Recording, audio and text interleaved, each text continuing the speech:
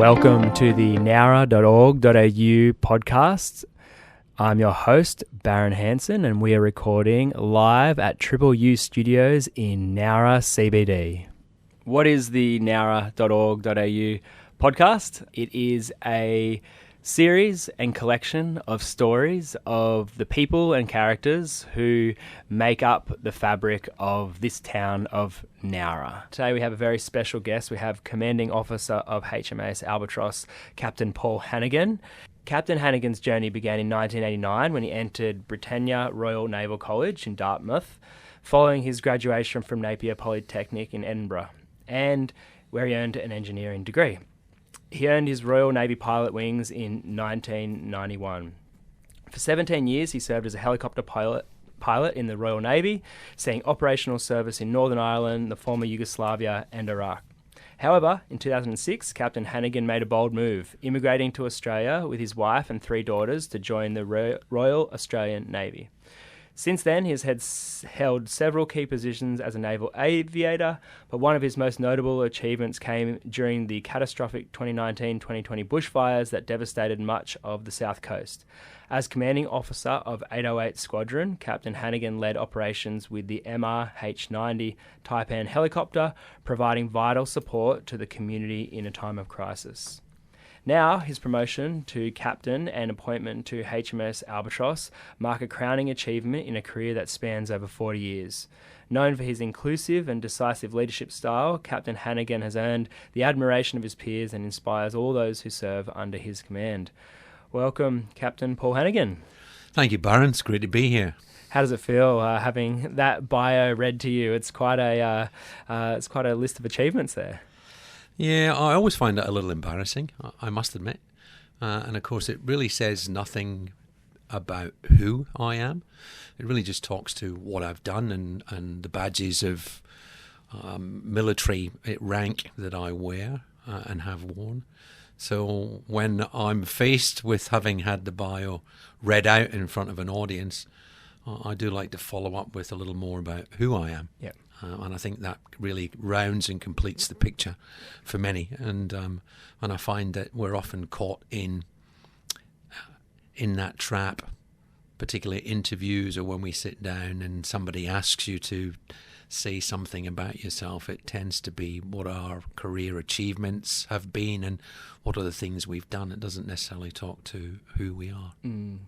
Yeah, I think I first got a sense of who you are the first time I saw you speak at the Shoalhaven Business Chamber Super Dinner, and the way that you delivered it, not just the message, but the way that you spoke was really impressive to me. And that's an example of that, of like, it's not necessarily what we're saying, but also how we're doing it as well. So that's come across in our short interactions that we've had. Plus, the other thing that I've really enjoyed is I've seen you show up a lot for community. I see you out and about in the community, and I think that's a really important aspect of what you're doing as well. So.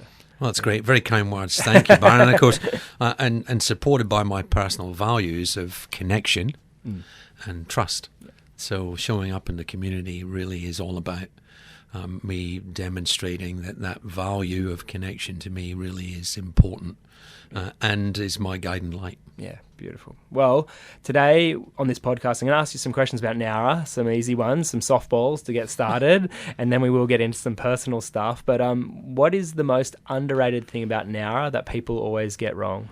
Geez, now you say this is a softball, right? And an easy one to get started. Look, it will be of no surprise, I think, to you and perhaps to the listeners that for me, it's the fact that we probably could be doing so much more in terms of acknowledging Royal Australian Navy in the region and in particular the fleet area. Now, I know that will probably wind a few people up because they think we're doing enough. But let me just provide some context to that. HMAS Albatross is the only naval air station in Australia. The Fleet Air Arm is the only Fleet Air Arm that we have, and it's based at HMAS Albatross. And we as naval aviators, and I consider myself to be a naval aviator because I wear the pilot wings, although I'm not part of the Fleet Air Arm at the moment. They are tenants and I'm the landlord, if you like. We consider Nowra to be the home of the Fleet Air Arm.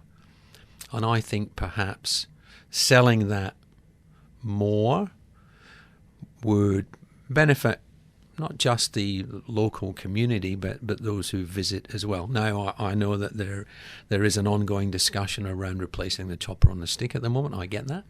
But I would like to see things like Nowra, home of the Fleet Air Arm, on signposts. I know that we're working towards, and have done in the past, freedom of entries, and we are doing that. But I think that general narrative can be brought into more everyday discussion, where we big up and we broadcast loudly that Nowra does have something that is unique. It is its own very, very own naval air station, and we are the home of the Fleet Air Arm. So I think that perhaps is a little underrated in many respects.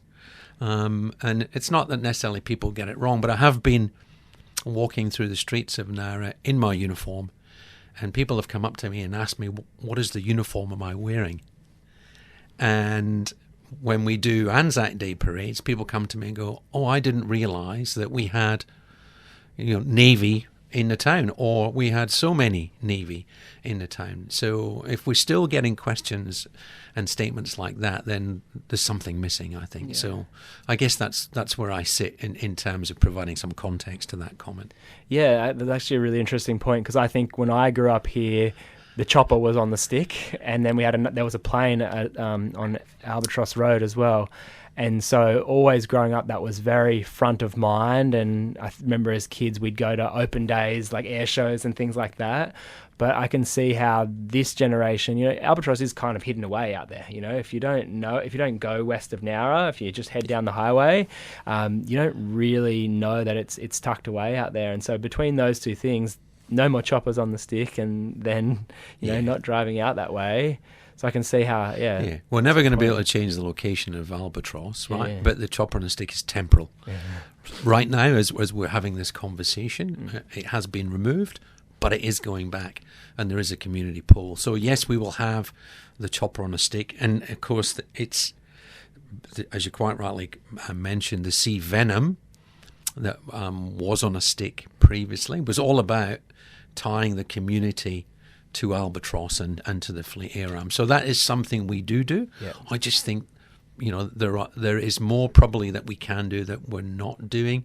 If we are still getting questions such as, what uniform is that you are wearing? And, I didn't realise that we had Navy in the town, or that there were quite so many, which really is based around the fact that you're quite correct in saying Albatross is at the very end of Albatross Road, which is a way out of town. Yeah, well, not exactly a softball, but thanks for bringing that up, and I think that'll help people make a few decisions and choices. And as we do nowra.org.au project, I think that's an important reminder for us as well. How do we continue to integrate more of the Navy, because it is such a important part of the community. And great opportunity, Barron. If you start talking about Nowra, home of the Fleet Air Arm, in your narrative, then you'll get a jump on everybody else. Yeah, early adopter. Yeah, so what's your earliest memory of this town, or how did you end up in Nowra? So you've already talked about me coming back to the Royal Australian Navy in 2006, but what the bio doesn't cover is that whilst I was still flying with the Royal Navy, I got an opportunity to conduct an exchange posting, which meant that I could come with Sarah and our 3 daughters, Jasmine, Chloe and Sophie, at an early age in 2002, to come and to live in the Shoalhaven, and to spend 2.5 years flying helicopters with the Royal Australian Navy. So I flew Sea Kings with 817 Squadron between 2002 and 2004 as a Royal Navy exchange officer, and we lived in North Nowra. And we had a fabulous opportunity to come without any real commitment to live in the Shoalhaven, to enjoy what the Shoalhaven and Nowra had to offer, and then returned to the UK and returned to my job in the Royal Navy. But of course, during that process, we fell in love with the Shoalhaven. I did have to return in order to complete sufficient time for a pension before I could make an application to be laterally recruited and then to transfer, ostensibly just changing uniforms, still to fly helicopters, and then we came back as a family in 2006. So that, broadly speaking, is how we ended up in Nowra. And of course, as I've said in my previous comment, as a helicopter pilot, HMAS Albatross is the only naval air station in Australia, so it does draw naval aviators for that reason. Beautiful. So you've kind of, it was a pretty fruitful exchange then for the Shoalhaven. You came here, you kind of fell in love with the area and thought this is a place we could live and raise our family, and yeah, you came back. Yeah, 100%. Yeah. Yeah, 100%. And it's such a long time ago now when we think about it, right? 24 years, yeah. Yeah, it's a long time. Yeah. And then over those 24 years, what have you noticed has kind of changed about Nowra or the Shoalhaven in general? Oh, hey, when we were first here in 2002, you could pick any beach and we probably would be the only ones on the beach. And now, of course, when we go back to some of our favourite places, we're not alone. So there's quite clearly, and we are talking a long period of time now, there are more tourists coming to the area, which does mean, of course, that we have more traffic on the roads. And that does, on occasion, make us feel as though we're kind of trapped. It's just not worth the bother trying to escape from the beautiful village of Camberwara where we live, and what's been our family home now for over 20 years. And I think it's good, but it's a double-edged sword, right? It's great for the local economy and for tourism and what's happening here, but for some of the local residents, particularly in those holiday periods and during those times of year, we are sometimes feeling a little trapped. So I'd love to talk a little bit more broadly about HMAS Albatross, and obviously we've talked about how it's the only naval aviation base in Australia, but how does it play into Australia's defence on a more broad scale? Great question. I think probably the first thing we should talk about is the fact that HMAS Albatross was commissioned as a naval air station on the 31st of August 1948. So for a long time it has had a key role in the community, and the base itself and the Fleet Air Arm have had a strong presence and real connection with the local community. And interestingly, at the risk of digressing, prior to Albatross being commissioned in 1948, Nowra itself as a township had its own civil airfield just at the end of Kalmia Street. So if you drive down Albatross Road and where it branches off left, Kalmia Street, there was a civil airfield. And around 1939, as we were approaching war in Europe and the instability was making everybody a little nervous, as we're all experiencing right now, of course, there was an idea then to create a combined general air traffic and a military airfield. And a site was selected at Nowra, HMAS Albatross, where it sits now. And my understanding is, of course, that it was the best duck hunting in the area. And it was quite a large swamp. And there is an old gentleman who's a member currently for Bombardry and Rotary who remembers as a young boy sitting on his father's tractor with another tractor connected by chains and just driving down through that paddock, clearing all the brush and scrub to clear the space. So they started to build the airfield in 1940, and it became operational in 1942, and it flew Beaufort bombers from there after the Americans and the Dutch had also been operating torpedo bombing aircraft in support of the war, because Pearl Harbor by then had taken place, and the Battle of Taranto, where the Royal Navy sank the Italian fleet at harbour in Taranto, and then Pearl Harbor. So torpedo bombing became a thing. Albatross started as RAAF Nowra, operating torpedo bombers and doing a bunch of training.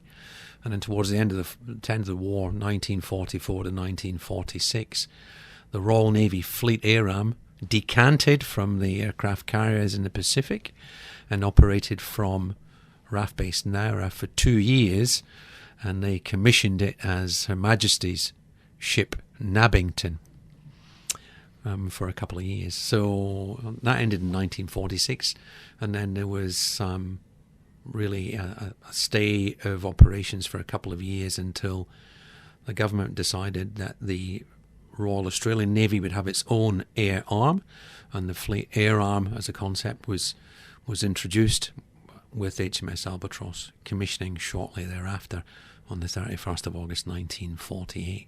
And it's been a naval air station ever since, and as I've said, it's had a significant role to play in the community. So aviation operations, seaborne, that's aircraft from aircraft carriers initially, and of course we had HMS Sydney and HMS Melbourne as aircraft carriers. We took part in the Korean War, and then later in Vietnam, although our contribution in Vietnam was much smaller and was helicopter borne from a Fleet Air Arm perspective. So a significant piece of history there.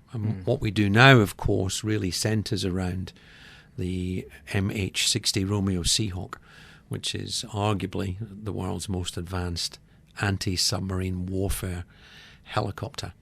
And the Fleet Air Arm use Albatross and what we provide in terms of the airspace, the training areas and the base services and support to enable that capability. So pilots, aviation warfare officers and air crewmen, CENSO operators are trained at Albatross. Initially with 723 Squadron on the EC-135 helicopter, and then they moved to 725 Squadron, where they convert to an operational type being the MH90 Romeo prior to joining one of the frontline squadrons, either 808 Squadron or 816 Squadron, to then embark as small ship's flights on the back of our frigates, our destroyers, and in some cases our LHDs, to undertake that anti-submarine warfare role primarily, but they also have a role to play in anti-surface warfare too. So why does that matter? Well, in case you haven't noticed, Australia is an island nation. We are surrounded by water on all fronts. So our sea lines of communication are really important in terms of maintaining our way of life. Much of our trade comes into Australia by sea. Much of it goes out by sea. There are over 400,000 kilometres of undersea cable which bring in our data for our internet, for our social media, for our financial data. And these sea lines of communication are threatened by submarines. And submarines are becoming more and more prevalent and a weapon of choice. And therefore having a means by which to combat or to deter that threat is essential if we are to maintain the security of our sea lines of communication, our national prosperity, and our way of life. So, Albatross, in terms of being a landlord to the Fleet Air Arm as a tenant, in order to allow it to train and then to fight the MH90 Romeo at sea in that anti-submarine warfare role, is essential to what you and I enjoy today. Yeah. Thank you for giving that context. And we obviously, I drive past Albatross every now and then, and was out there recently. But we see the helicopters in training, and that makes a lot more sense and a lot more context of what's actually happening out there under the hood. Yeah, that's right. Yeah. What about how obviously that's really important to Australia, and we've talked about this in the introduction in the first question. But why do you think that Albatross is so pivotal to the Shoalhaven and to Nowra as well. Yeah, look, it follows on, Barron. We having existed in the Shoalhaven as HMS Albatross since 1948. We employ Australian Defence Force members, Australian public servants, civil contractors in helping us support, maintain, keep the base running. There are over 2,000 people employed at Albatross in and out of uniform.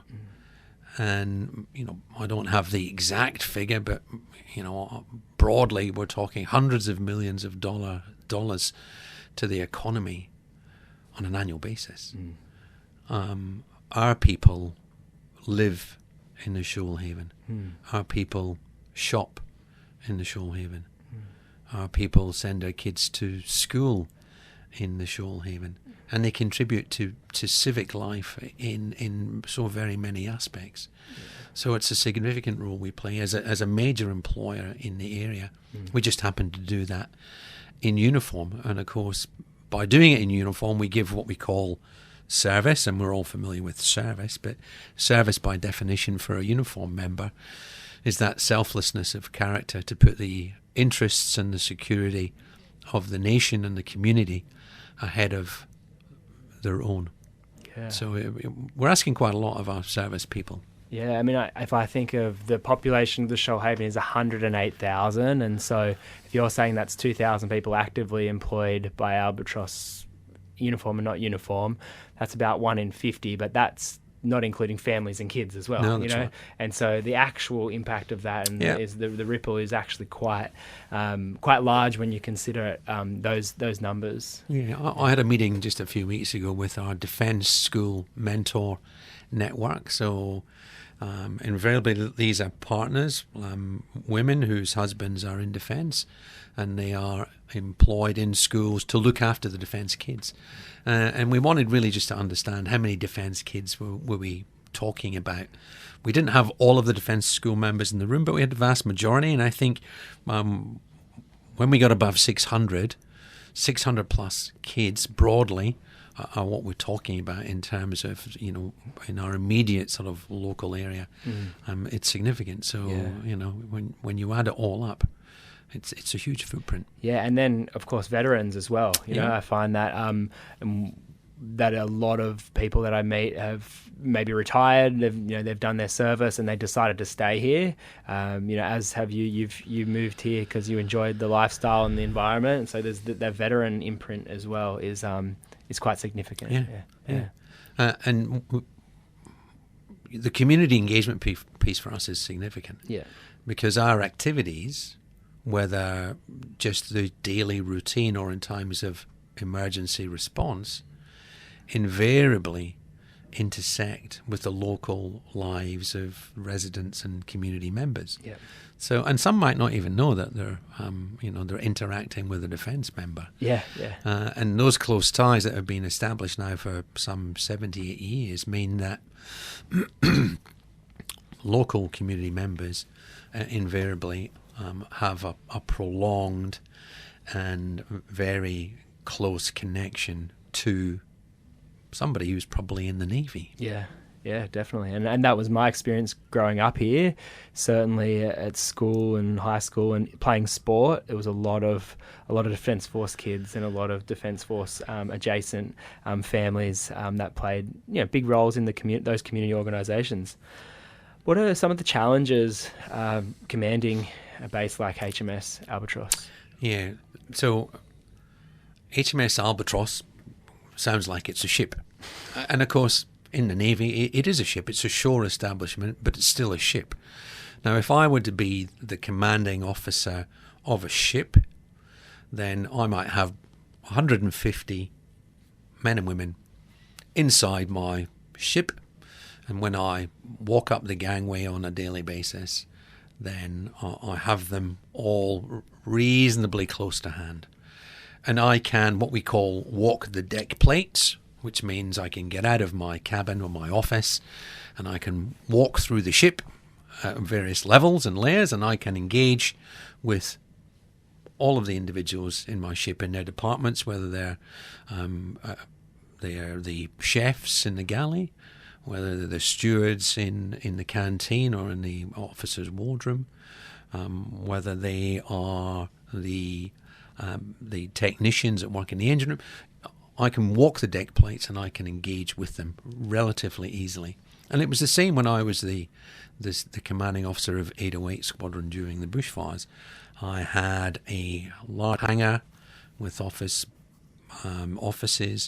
and about 150 sailors and air crew who were operating and maintaining the aircraft. And I could leave my office and the hangar, and I could engage with everybody relatively easily as I walked the deck plates. HMAS Albatross, of course, it's really very big plate for Albatross.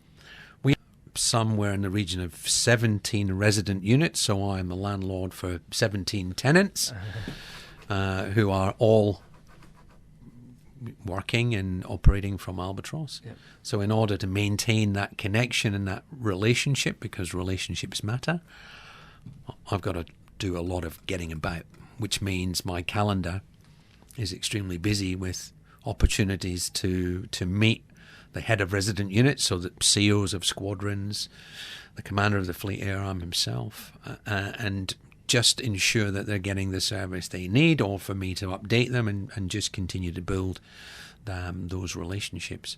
Now, not only do I have that inside the fence, but then there's a community engagement footprint as well that you made comment on, which is important to me. So my deck plate, doesn't stop at the gate.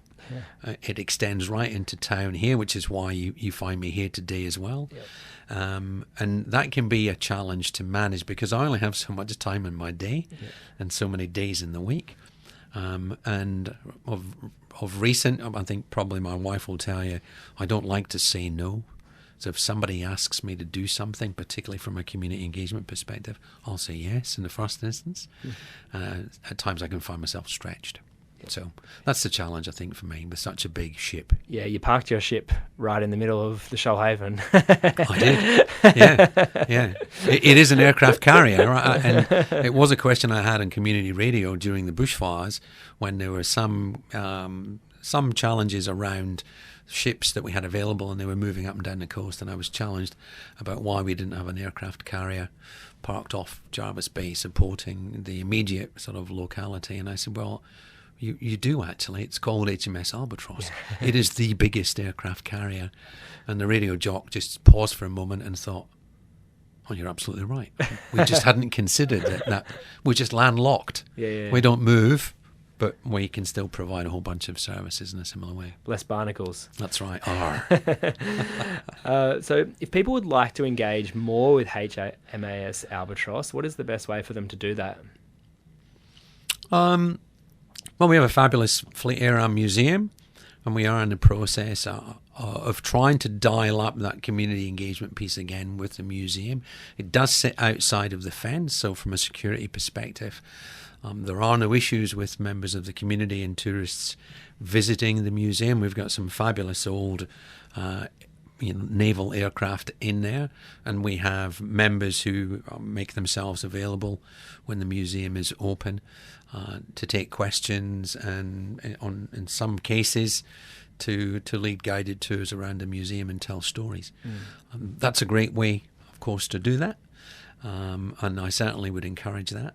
And when you see the naval uniform at various community events, then come up, say good day, have a chat, ask some questions, and get to know more about what it is we do. And we have the large public events during the year, the Anzac Days. We are working towards a freedom of entry again. These are great opportunities when you see defence members in uniforms to interact and to engage and ask questions. So I encourage that. Yep. And I'll make a comment here because I was saddened to hear that my wife had a particularly bad experience with a co-worker who for some reason really had a barrow to push when it came to Navy families and Navy defence members. Now, I don't know what happened to that lady and why she was so disparaging with Navy members in Nowra. She clearly thought that she was disadvantaged in some way, and I'd like to try and rectify that so that that's not how defence are viewed in that negative light, but way more positively. Yeah, and I think even coming back to the question about, well, what is HMAS Albatross's broader role, and you just even mention things like how much things come in and out via sea for trade, and how much we use and rely on data cables that are under the water. It's like there's no doubt that most 99% of people use those things on a daily basis, right? And we take those things for granted, right? And it's like you can't have your cake and eat it too. You can't have no defence force because it's very unlikely that you would also have access to those things. And so I think sometimes without the broader picture, sometimes people forget that. And so I could see how that could happen. Yeah. And I might even argue, Barron, it's not that they've forgotten that. It's just they're not aware. They don't appreciate, and that may be a fault of the larger society, because we're not having that narrative, or that story is not necessarily being told. We could probably start that in schools, and start that journey for our young kids at that point, and make them understand that we are an island nation. We are wholly reliant on maritime trade and our sea lines of communication. That's the what. What's the so what? And then what's the now what? Yeah. Has there been a moment in Nowra that has left a lasting positive impression for you? Oh, look, we came from the UK in 2002 for the first time. I think one of the first things when you come from the UK to Australia, more broadly, first of all, is that the sky is very big. It's a big blue sky, and you probably don't appreciate that. But in the UK, invariably, it's overcast, so there's cloud. It's grey. And everything is built up because we don't have as much space. So in Australia, things are spread out. So when you're walking down a town, everything is built up. So you're actually looking through a very narrow slit at a grey sky, where when you come to Nowra and the Shoalhaven, it's just, particularly when you look out west towards the Shoalhaven Gorge or south towards Tianjara, it's just a vast blue sky. And, overlay that on top of the fact that there's some just amazing bush and country along the Shoalhaven River. And we were extremely privileged, and when we arrived in 2006, one of the first things my wife wanted us to do as a family was to ski on the river. So we have some fabulous memories for a period of about 10 years when the girls were still growing up and wanted to spend weekends on the river skiing and wakeboarding and biscuiting. It was just an amazing place. We had to pinch ourselves, to have come from the UK and from a very different way of life, to find ourselves living in such a beautiful area, the Shoalhaven, and be able to utilise the river and just be surrounded by such big blue sky and some fabulous country. And of course, obviously in a different aspect, because I get to fly my helicopter. I have flown my helicopter around, so I look down on Nowra and the Shoalhaven from at least 1,000 feet. And if you imagine going to the top of Camberwarra Mountain and standing on the lookout, and that's your purview, then the helicopter aircrew from the Fleet Air Arm and from Albatross see that on a daily basis. And it's an amazing thing to take in. Yeah, that's beautiful. I mean, that's something I think we all take for granted, probably living around here, is the sky, a big blue sky, and it's not something that you think about too much. So thank you for bringing that to our awareness. Yeah. Well, I do have to say the big blue sky followed by the blue ocean and the white sand when you're down in Jervis Bay. It's second to none. Yeah. Really. Beautiful. Thanks for that reminder. And sometimes it takes outsiders, even though you're practically a local now after 24 years, to remind us of just how nice it is. So, what do you hope Nowra feels like in 10 years' time? I'd like to see Nowra as a key it's already a hub. Okay, people come to Nowra so that they can reach out to the other beautiful aspects around the shore haven. But I want people to come to Nowra and want to stay in and around Nowra because we've developed the waterfront. There is a place to be, to socialise, to enjoy that fabulous river and the lookout. So I'd like to see it really to be a little more vibrant, buzzing. I think the CBD can do with some bigger shops perhaps that are going to bring people in and want them to stay. Definitely some more restaurants just for choice. We have some fabulous restaurants and some great coffee shops. So that's what I'd like to see. I'd like to see us developing, not to be crazy about it, but within reason, but developing some of the things that we have, so we're showcasing them, and people want to come and they want to stay, and they have choice. Yeah, and I think that's part of what we're trying to do at nowra.org.au is bring people together, create opportunities, find those businesses who maybe want to expand their restaurant chain and bring their next one down here and that kind of thing. So we have actually heard a rumour too that you're a favourite at Two Brown Men. Can you confirm or deny that you enjoy that restaurant? I certainly do, yeah. Ayush and Manisha, my favourite. I do. I might even claim to have been somewhat influential in getting some Two Figs wine into the restaurant too. That's nothing against Raj and Silos, of course, but I do have a soft spot for Two Figs, and Robbie up there is fabulous. He really looks after Sarah and I when we go. But I really do enjoy the cream chicken, and having asked Ayush what would he have if he was to choose it knowing I'm from the UK, and the national dish in the UK is curry. He said cream chicken, which I was a little sceptical about, but he was on point, and I can't now go past Two Brown Men without having a cream chicken. In fact, I think Manisha stops even taking my order. She knows that that's what I'm going to have, and that's what comes out. So they are on season 1 of this podcast as well. We had Ayush and Manisha in here, and they are just an awesome couple, and a really good example of they're providing this great opportunity for food in Nowra, and then it's also supported by the Navy as well. That's you're keeping the doors open, and I think that's just a really good example of the Navy does put so much money back into the economy here and keeps things going as well. So, lastly, who is one person from the Nowra community you'd love to hear their story on this podcast? So I've got one great mate. He's just, and he'll thump me for saying this. He might be just a little bit older than I am, but it's Dr. Peter Bailey. Now, Pete and his lovely, gorgeous wife, Deb, have been in and out of Nowra for a long time. But Pete went to Nowra High School.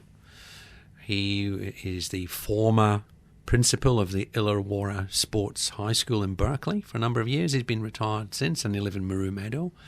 His PhD was on outdoor education. His father flew swordfish during World War II. Pete started with a potential career in the Air Force, but had a medical injury that precluded him from continuing to fly, so he went on then to become a teacher. And he's been in Nowra, and his parents have been in Nowra for years. And what Pete doesn't know or remember about Nowra, certainly a number of years ago, probably is not worth knowing about, right? And he's such a lovely gent. I think he will really tell a great story. And I certainly would love to hear what Pete has to say when challenged by some of these softball questions that you've given me, Barron. Thank you. Well, Dr. Peter Bailey will be reaching out to you for season 2. Thank you very much. So, last question. I did say the last one was the last one, but this is the last one. Any asks of the people of Nowra? Yeah, there's a recurring theme here, and I think it's really about embracing the fact that Nowra is the home of the Fleet Air Arm. You do have your very own Naval Air Station, and that's unique. There are no other, townships or cities in Australia that can say that we have a naval air station. Yeah, some might say they have a RAF base, but that's not the same. Okay, it's not. So embrace that. When you do see our members in uniform, and we are at a point in time now where the strategic context and the security environment is such that we might start to lose our identity in the community because it may not be safe to do so. And I would hate to think that we get to that point. But certainly in the interim, whether that's on Anzac Days, Freedom of Entry parades, or just as the members are picking kids up from school, then reach out, acknowledge them as part of the community. Yeah. And a simple gesture like that, I think, would go a long way in terms of continuing to build that relationship more broadly.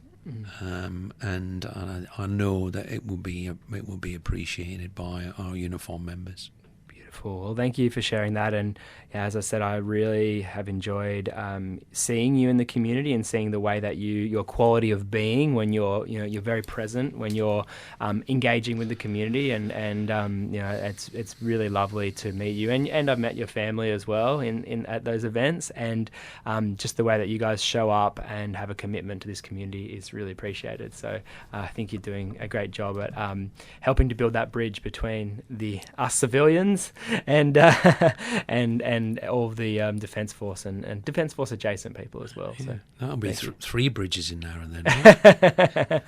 The City of Bridges. Or is it four? Yeah. Thanks a lot, Captain Paul. Thank you, Barron. Barron. For coming on. It's been a pleasure. Yeah, cool. Thank you for listening to the Nowra.org.au podcast. I'm your host, Barron Hanson. We're recording in Triple U Studios in Nowra CBD. It's a community radio station. Our producer here is Paul Murphy. Nowra.org.au is funded by the New South Wales Government Uptown Accelerator Program. If you'd like more information, visit nowra.org.au or follow us on socials, subscribe to the mailing list. See you next time.